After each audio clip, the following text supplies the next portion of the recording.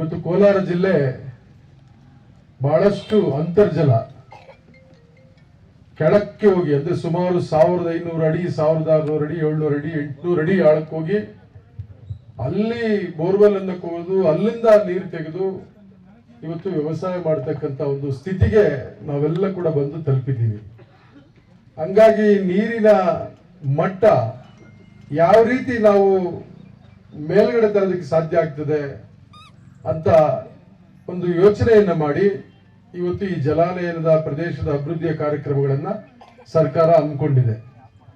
ಇದಕ್ಕೆ ಸಾಕಷ್ಟು ವರ್ಲ್ಡ್ ಬ್ಯಾಂಕ್ನಿಂದ ಸಹಾಯ ಸಿಕ್ಕಿದ್ರೂ ಕೂಡ ರಾಜ್ಯ ಸರ್ಕಾರ ಮತ್ತು ಕೇಂದ್ರ ಸರ್ಕಾರ ಕೂಡ ಈ ಯೋಜನೆಯನ್ನು ರೂಪಿಸಿ ಯಾವ ರೀತಿಯ ಕಾರ್ಯಕ್ರಮಗಳನ್ನು ಮಾಡಿದ್ರೆ ಈ ಭಾಗದಲ್ಲಿ ರೈತರಿಗೆ ಉಪಯೋಗ ಆಗ್ತದೆ ಅಂತ ಹೇಳಿ ಇವತ್ತು ಅದಕ್ಕೆ ಸಂಬಂಧಪಟ್ಟಾಗೆ ಬಹಳಷ್ಟು ಅಧ್ಯಯನ ಮಾಡಿ ಇಲ್ಲಿ ಬಂದು ಇಲ್ಲಿ ಎಲ್ಲ ಇಲಾಖೆಯ ಅಧಿಕಾರಿಗಳು ಮತ್ತು ಸೈಂಟಿಸ್ಟ್ಗಳು ಸಂಬಂಧಪಟ್ಟಂತವರೆಲ್ಲ ಕೂಡ ಬಂದು ಈ ಭಾಗದಲ್ಲಿ ಇರ್ತಕ್ಕಂಥ ಮಣ್ಣಿನ ಗುಣಮಟ್ಟವನ್ನ ಪರೀಕ್ಷೆ ಮಾಡೋದ್ರ ಜೊತೆಗೆ ನೀರಿನ ಗುಣಮಟ್ಟ ಕೂಡ ಪರೀಕ್ಷೆ ಮಾಡ್ತಾರೆ.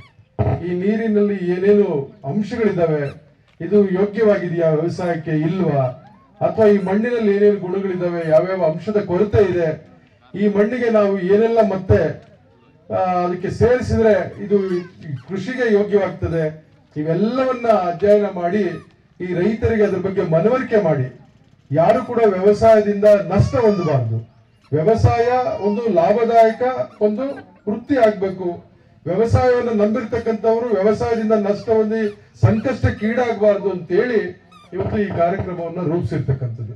ಹಂಗಾಗಿ ಸುಮಾರು 6,42,00,000 ರೂಗಳ ವೆಚ್ಚದಲ್ಲಿ ಈ ಭಾಗದಲ್ಲಿ ಅದು ಜಲಾನಯನ ಅಭಿವೃದ್ಧಿಗೆ ವ್ಯಾಪ್ತಿಗೆ ಬರ್ತಕ್ಕಂಥ ಕಾಮಗಾರಿಗಳೇನಿದೆ, ಮಣ್ಣಿನ ಪರೀಕ್ಷೆ ಆಗಿರ್ಬೋದು, ನೀರಿನ ಪರೀಕ್ಷೆ ಆಗಿರ್ಬೋದು, ಬದುಗಳ ನಿರ್ಮಾಣ ಮಾಡೋದಾಗಿರ್ಬೋದು, ಚೆಕ್ ಡ್ಯಾಮ್ಸ್ ಮಾಡ್ತೀರಿ ಮೇಡಮ್, ಚೆಕ್ ಡ್ಯಾಮ್ಸ್ ಮಾಡ್ತಕ್ಕಂಥದ್ದಾಗಿರ್ಬೋದು, ಮತ್ತೆ ರೈತರಿಗೆ ಅದಕ್ಕೆ ಏನು ಈ ಭಾಗದಲ್ಲಿ ಇರ್ತಕ್ಕಂಥ ರೈತರಿಗೆ ಸಾಕಷ್ಟು ಸವಲತ್ತುಗಳು ಏನು ಈ ರೀತಿ ಇದೆಲ್ಲ ಅದು ಜಲಾನಯನ ಇದರಲ್ಲೇ ಬರ್ತದ ಮೇಡಮ್. ಈಗ ಕೊಟ್ಟಿದ್ರಲ್ಲ ಡ್ರಿಪ್ಪು, ಈ ಚಾಪ್ ಕಟರ್ಸು, ಇದೆಲ್ಲ ಬೇರೆ ಬೇರೆ ಯೋಜನೆ. ಜಲಾನಯನದಲ್ಲಿ ಏನೆಲ್ಲ ರೈತರು ಕೊಡ್ತೀವಿ ಅದು ಮಾಡ್ತೀರಿ. ನಾನು ಹೇಳಿದ್ರೆ ರೈತರಿಗೆ ಸವಲತ್ತುಗಳೇನು ಸಿಗ್ತದೆ ಅಂತ.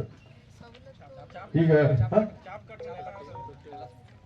ಅದನ್ನೇ ನಾನು ಹೇಳಿದ್ದು. ಚಾಪ್ ಕಟರ್ಸ್ ಕೊಡ್ತಾರೆ, ನೆಲ ಹಾಸ್ ಕೊಡ್ತಾರೆ, ಮ್ಯಾಟ್ ಕೊಡ್ತೀರಿ, ಮತ್ತೆ ಗಿಡಗಳು ಕೊಡ್ತಾರೆ. ಅವ್ರು ಯಾವ ಗಿಡಗಳನ್ನ ರೈತರು ಅಪೇಕ್ಷೆ ಪಡ್ತಾರೋ ಅವುಗಳನ್ನೇ ನಿಮಗೆ ಸರಬರಾಜು ಮಾಡ್ತಕ್ಕಂಥದ್ದು. ಈ ರೀತಿಯ ಅಭಿವೃದ್ಧಿಗಳನ್ನ ಈ ಭಾಗದಲ್ಲಿ ಮಾಡಂತದಕ್ಕೆ ವಿಶೇಷವಾಗಿ ಈ ಭಾಗವನ್ನು ಆಯ್ಕೆ ಮಾಡ್ಕೊಂಡಿದ್ದಕ್ಕೆ ನಾನು ನಮ್ಮ ಶಾಸಕರಿಗೆ, ನಮ್ಮ ಇಲಾಖೆ ಅಧಿಕಾರಿಗಳಿಗೆ ಎಲ್ಲರಿಗೂ ಕೂಡ ಈ ಸಂದರ್ಭದಲ್ಲಿ ಕೃತಜ್ಞತೆಗಳನ್ನು ಕೂಡ ಸಲ್ಲಿಸ್ತಾ ಇವತ್ತು ಬಹಳಷ್ಟು ಉತ್ತಮವಾದಂತ ಕಾರ್ಯಕ್ರಮವನ್ನು ಮಾಡಿದಿರಿ. ಬಹಳಷ್ಟು ಆತುರಾತುರವಾಗಿ ಕಾರ್ಯಕ್ರಮ ಮಾಡಬೇಕಾಯ್ತು. ಯಾಕಂದ್ರೆ ಇವತ್ತು ಮಧ್ಯಾಹ್ನ 3 ಗಂಟೆಗೆ ಭಾರತದ ಚುನಾವಣಾ ಆಯೋಗ ಲೋಕಸಭೆಯ ಚುನಾವಣೆ ಘೋಷಣೆ ಮಾಡೋದ್ರಿಂದ ಕಾಲಾವಕಾಶ ಕಡಿಮೆ ಇದ್ರೂ ಕೂಡ ಬಹಳ ಕಡಿಮೆ ಕಾಲಾವಕಾಶದಲ್ಲಿ ಎಲ್ಲ ಭಾಗದ ನಮ್ಮ ರೈತರನ್ನ, ನಮ್ಮ ಮುಖಂಡರನ್ನ ಕೂಡ ವಿಶ್ವಾಸಕ್ಕೆ ತೆಗೆದುಕೊಂಡು ಒಂದು ಅಚ್ಚುಕಟ್ಟಾದಂತ ಕಾರ್ಯಕ್ರಮ ಮಾಡಿದ್ದಾರೆ. ಇದರ ಸದುಪಯೋಗವನ್ನ ನಾವೆಲ್ಲ ಕೂಡ ಪಡ್ಕೊಳ್ಬೇಕು. ಯಾವಾಗ ಇದು ಸಾರ್ಥಕದ ಆಗ್ತದೆ ಅಂದ್ರೆ ಇದರ ಯೋಜನೆಯ ಇರ್ತಕ್ಕಂಥ ಎಲ್ಲ ಉಪಯೋಗಗಳನ್ನ, ಸವಲತ್ತುಗಳನ್ನ ನಮ್ಮ ರೈತಾಪಿ ವರ್ಗ ಪಡ್ಕೊಂಡ್ರೆ ಇದು ಸಾರ್ಥಕತೆ ಆಗ್ತದೆ. ಆ ನಿಟ್ಟಿನಲ್ಲಿ ನೀವೆಲ್ಲ ಕೂಡ ಅವ್ರ ಜೊತೆ ಕೈ ಜೋಡಿಸ್ಬೇಕಾಗ್ತದೆ. ಅವ್ರಿಗೆ ನಾವು ಎಲ್ಲ ಕೈ ಜೋಡಿಸೋದ್ರ ಜೊತೆಗೆ ಅವ್ರಿಗೆ ಸಹಕರಿಸಬೇಕಾಗ್ತದೆ. ಆ ಸಹಕರಿಸಿದ್ರೆ ಈ ಕಾರ್ಯಕ್ರಮ ಅತ್ಯಂತ ಯಶಸ್ವಿಯಾಗ್ತದೆ. ಮತ್ತೆ ನಮ್ಮ ಹೆಣ್ಮಕ್ಳಿಗೆ ಏನಾದ್ರು ಕೊಡ್ತೀರಮ್ಮ, SHG ಗ್ರೂಪ್ಸ್ ಏನಾದ್ರು? ಅದೇ ಹಿಂದೆ ನಮ್ಮ ಊರೆಲ್ಲ ಸೇರಿತ್ತು, ಅದೆಲ್ಲ ಅವಾಗ ಮಾಡಿದ ಜ್ಞಾಪಕ ಐತೆ. ಅದಕ್ಕೆ ನೋಡಿ, ಹೆಣ್ಮಕ್ಳಿಗೂ ಕೂಡ ಇವತ್ತು ಏನ್ ನಮ್ಗೆ ಲಾಭ ಅಂತ ನೀವು ಕೇಳ್ಬೋದು.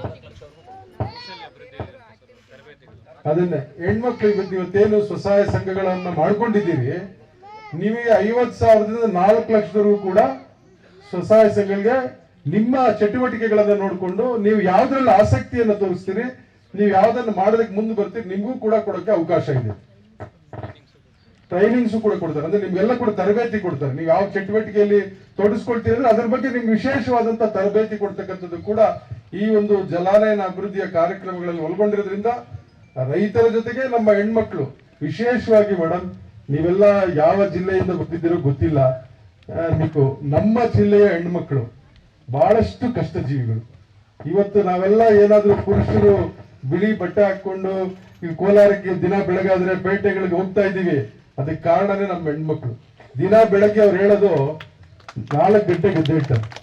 4 ಗಂಟೆಗೆ ಹೇಳಿ ಮನೆ ಸ್ವಚ್ಛ ಮಾಡೋದ್ರ ಜೊತೆಗೆ ಅವರು ಏನು ಹಸು ಸಾಕಾಣಿಕೆ ಎಮ್ಮೆ ಸಾಕಾಣಿಕೆ ಮಾಡ್ತಾರೆ ಅದನ್ನ ಸ್ವಚ್ಛ ಮಾಡೋದ್ರ ಜೊತೆಗೆ ಎಲ್ಲವನ್ನ ರೇಷ್ಮೆ ಕೃಷಿಯಲ್ಲಾಗ್ಬೋದು, ಹಸು ಸಾಕಾಣಿಕೆಯಲ್ಲಾಗ್ಬೋದು, ಎಲ್ಲದ್ರಲ್ಲೂ ತೊಡಗಿಸ್ಕೊಂಡು ಇವತ್ತು ಒಂದು ಸಂಸಾರ ಅಥವಾ ಒಂದು ಕುಟುಂಬ ಇವತ್ತು ಚೆನ್ನಾಗಿ ನಡೀತಿದೆ ಅಂದ್ರೆ ಅದಕ್ಕೆ ನಮ್ಮ ಹೆಣ್ಮಕ್ಳು ಕಾರಣ. ಯಾಕಂದ್ರೆ ಇವತ್ತು ಅವರಿಂದ ಇವತ್ತು ನೋಡಿ ನಾವು 1500 ಅಡಿ 1800 ಅಡಿ ಆಳಕ್ಕೋಗಿ ನೀರು ತೆಗೆದು ವ್ಯವಸಾಯ ಮಾಡ್ತೀವಿ. ಇಡೀ ದೇಶಕ್ಕೆ ಇವತ್ತು ಬೆಂಗಳೂರಿಗೆ ಅತಿ ಹೆಚ್ಚು ತರಕಾರಿ ಕೊಡ್ತಕ್ಕಂಥದ್ದು ನಮ್ಮ ಕೋಲಾರ ಜಿಲ್ಲೆ, ಅವಿಭಾಜ್ಯ ಕೋಲಾರ ಜಿಲ್ಲೆಯವರು. ಇವತ್ತು ನಮ್ಮ ಮಿಲ್ಕ್ ಪ್ರಾಡಕ್ಟ್ಸ್ ಮೊನ್ನೆ ನಾವು ಚಿಕ್ಕಬಳ್ಳಾಪುರಕ್ಕೆ ಹೋಗಿದ್ವಿ, ಆಡಳಿತ ಕಚೇರಿ ಉದ್ಘಾಟನೆ ಮಾಡಿದ್ವಿ ಮೆಗಾ ಡೈರಿದು. ಅಲ್ಲಿ ಹೇಳ್ತಿದ್ರು ಮಿಲ್ಟ್ರಿಗೆ ನಮ್ಮಿಂದ ತುಪ್ಪ ಹೋಗ್ತಾ ಇದೆ, ಹಾಲು ಹೋಗ್ತಾ ಇದೆ, ಎಲ್ಲ ಹೋಗ್ತಾ ಇದೆ. ಅಂದ್ರೆ ಇಡೀ ದೇಶಕ್ಕೆ ನಮ್ಮದೇ ಆದಂತ ಕೊಡುಗೆಯನ್ನ ನಮ್ಮ ರೈತರು ಇವತ್ತು ವ್ಯವಸಾಯ ಕ್ಷೇತ್ರದಿಂದ ಉತ್ಪನ್ನಗಳನ್ನ ತಯಾರು ಮಾಡಿ, ಅದು ತರಕಾರಿ ಇರ್ಬೋದು, ಹಾಲು ಇರ್ಬೋದು, ರೇಷ್ಮೆ ಇರ್ಬೋದು, ಎಲ್ಲದರಲ್ಲೂ ಕೂಡ ನಾವು ಮುಂಚೂಣಿಯಲ್ಲಿದ್ದೀವಿ. ಅಂದ್ರೆ ಅದಕ್ಕೆ ಕಾರಣ ನಮ್ಮ ಹೆಣ್ಮಕ್ಳು. ಹಂಗಾಗಿ ಹೆಣ್ಮಕ್ಳಿಗೂ ಕೂಡ ಪ್ರೋತ್ಸಾಹ ಮಾಡತಕ್ಕಂಥ ಕಾರ್ಯಕ್ರಮ ಇರೋದ್ರಿಂದ ನೀವು ಅದನ್ನು ಕೂಡ ಸದುಪಯೋಗ ಮಾಡ್ಕೊಳ್ಳೋದ್ರ ಜೊತೆಗೆ ನೀವೆಲ್ಲ ಮುಂದೆ ಬರ್ಬೇಕು. ರೈತರು ಪ್ರತಿ ಮನೆಯವರು ಕೂಡ, ಪ್ರತಿ ಜಮೀನಿರೋರು ಕೂಡ ನಿಮ್ಮ ಮಣ್ಣನ್ನ ಫಸ್ಟ್ ಪರೀಕ್ಷೆ ಮಾಡಿಸ್ಬೇಕು. ಫಸ್ಟ್ ನಿಮ್ ಮಣ್ಣಿನಲ್ಲಿ ಏನ್ ಗುಣ ಇದೆ, ಏನಿಲ್ಲ, ಇದಕ್ಕೆ ಏನ್ ಮಾಡ್ಬೇಕು ನಾವು. ಈಗ ನಮ್ಗೆ ಮೈ ಹುಷಾರಿರಲ್ಲ, ತಲೆನೋವು ಬರ್ತದೆ, ಜ್ವರ ಬರ್ತದೆ, ನೆಗಡಿ ಬರ್ತದೆ, ಇಮಿಡಿಯೇಟ್ ಆಗಿ ನಾವು ಡಾಕ್ಟರ್ ಹತ್ರ ಹೋಗ್ತೀವಿಲ್ಲ, ಡಾಕ್ಟರ್ ಹತ್ರ ಹೋಗಿ ಅದಕ್ಕೆ ಟ್ರೀಟ್ಮೆಂಟ್ ತಗೊಂಡ್ರೆ ಅದು ಸರಿ ಹೋಗ್ತದೆ. ಹಂಗೆ ಮಣ್ಣು ಅಷ್ಟೇನೆ, ನಾವು ಅದರ ಮೇಲೆ ಏನೇನು ಮಾಡಬಾರ್ದು ಎಲ್ಲ ಮಾಡ್ಬಿಟ್ಟಿದೀವಿ. ಎಲ್ಲಾ ಪ್ರಯೋಗಗಳು ನಮ್ಮ ಕೋಲಾರ ಜಿಲ್ಲೆಯವರು ಮಣ್ಣಿನ ಮೇಲೆ ಮಾಡಿದ್ದು ಆಗೋಗಿದೆ. ಈಗ ಮಣ್ಣಿನ ಇದನ್ನ ಕಳ್ಕೊಂಡ್ಬಿಡ್ತಾ ಇದೆ. ಆದ್ರೆ ಮತ್ತೆ ಅದಕ್ಕೆ ಹೊಸ ಜೀವ ಕೊಡ್ಬೇಕಲ್ವಾ, ಅದಕ್ಕೆ ಜೀವ ಇದ್ರೆ ಅದು ಏನ್ ಬೇಕಾದ್ರೂ ಕೊಡ್ತದೆ ನಮ್ಗೆ. ಅದ್ರ ಜೀವ ತೆಗಿಯೋ ಕೆಲಸ ನಾವು ಮಾಡ್ಬಿಟ್ಟಿದೀವಿ. ಹಂಗಾಗಿ ಇವತ್ತು ಈ ಕಾರ್ಯಕ್ರಮವನ್ನ ನೀವೆಲ್ಲ ಕೂಡ ಈ ಭಾಗದ ರೈತರು ಏನು ಒಕ್ಲೇರಿ ಗ್ರಾಮ ಪಂಚಾಯತಿ 4 ಹಳ್ಳಿಗಳು, ಸೂಲೂರು ಗ್ರಾಮ ಪಂಚಾಯತಿ 2 ಹಳ್ಳಿಗಳು ಸೇರಿ ಈ ಮುದುವತ್ತಿ ಮತ್ತು ಬೆಗ್ಲಿ ಮತ್ತು ಅರಬಿಕತ್ತೂರು ಗ್ರಾಮ ಪಂಚಾಯತಿ ಎಲ್ಲ ರೈತರು ಇದನ್ನ ಸದುಪಯೋಗ ಪಡಿಸ್ಕೊಳ್ಬೇಕು ಅಂತ ಹೇಳಿ